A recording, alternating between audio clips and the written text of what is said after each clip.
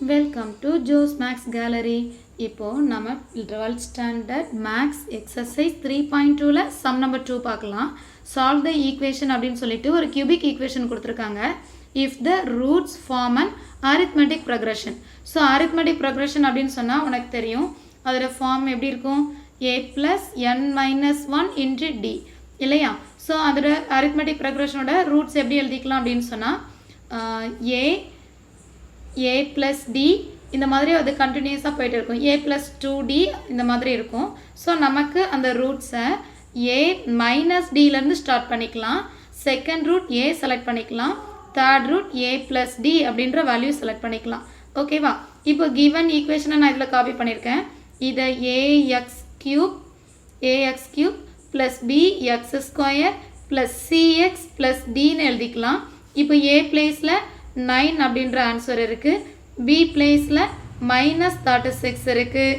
d = 44 and d = 16 minus. So இந்த value எழுதிக்கலாம். இப்போ சம் ஆஃப் ரூட் வேல்யூ எழுதணும். சம் ஆஃப் ரூட்னா S1 நான் ஃபஸ்ட் எழுதுகிறேன்.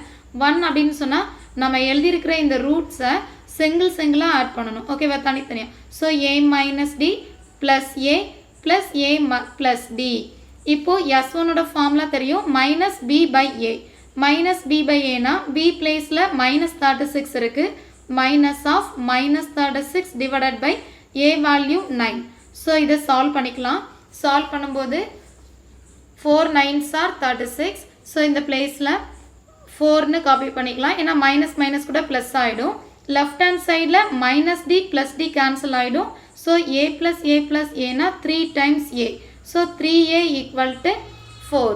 ஸோ a = என்ன ஆன்சர் கிடைக்கும், 4/3. This is our respective answer, a value. Then என்ன செய்யலாம் அப்படின்னு சொன்னால் S3 வேல்யூ காப்பி பண்ணிக்கலாம்.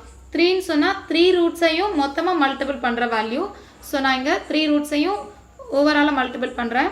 த roots a - d, then second root a, third root a + d. ஓகேவா. 3 வேல்யூ மல்டிபிள் பண்ணுறதோட ஃபார்முலா -d/a. ஸோ -dயோட வேல்யூ என்ன, -16. So -16 divided by 9. ஸோ இந்த பிளேஸில் -16 டிவைடட் பை 9 காப்பி பண்ணிக்கலாம். மைனஸ் கேன்சல் ஆகிடும். 16/9 மட்டும் ரிமைனிங் இருக்கும். இப்போ இந்த பிளேஸில் a - d a + d இருக்குது. ஸோ இது a + b × a - b formula. So இந்த ரெண்டுக்கும் a² - d² அந்த ஃபார்முலா அப்ளை பண்ணிக்கலாம். இங்கே இந்த a வேல்யூ ஸ்டேபிளாக இருக்கும். இப்போ இந்த a பிளேஸில் நம்ம ஆல்ரெடி ஃபைண்ட் பண்ண 4/3 காப்பி பண்ணிக்க போகிறேன்.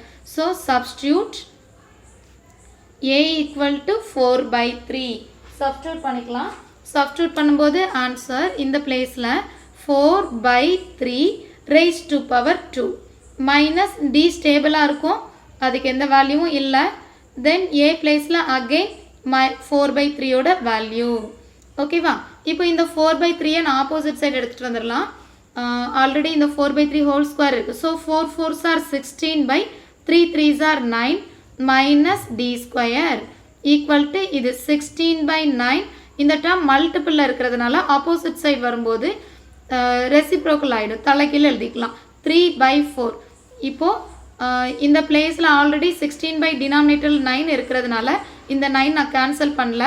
1 4s are 4 4 4s are 16 மட்டும் கேன்சல் பண்ணிக்கிறேன்.